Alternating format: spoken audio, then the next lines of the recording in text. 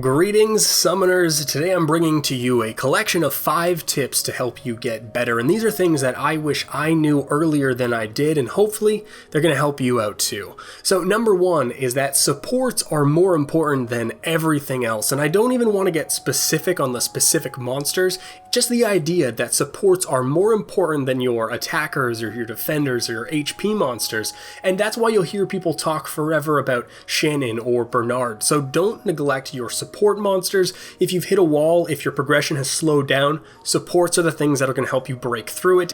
Number 2, runes are where the power is.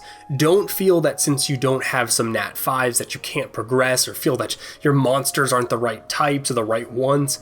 It's a very common trap. The truth is that the power level of monsters is like 80% the runes that you equip and 20% the actual monster, which is why farming giants is probably the most important and highest priority. And with good runes, you can make bad monsters great, and most content can be done with farmable 3 stars with great runes.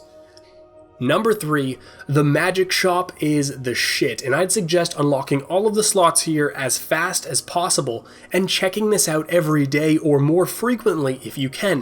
You know, if you're a beginner, you can score some really decent monsters from here, like different elemental Garudas, but on the back of how important runes are, you can even find some top tier runes here without having to farm them at all. You know, you want to check this out as often as you can muster, and it might feel tedious up until you pull that first god tier rune. Number 4, buy the goddamn Devilmon every single week. Spending glory has a little bit of flexibility on what you want to buy based on what you do in the game, but the non-negotiable is the Devilmon. Buy it every week. It is a limited monster, and if you don't know how important they are now, in a few months, if you're still playing and you're more veteran in the game, you will be kicking yourself for not having got them every single week.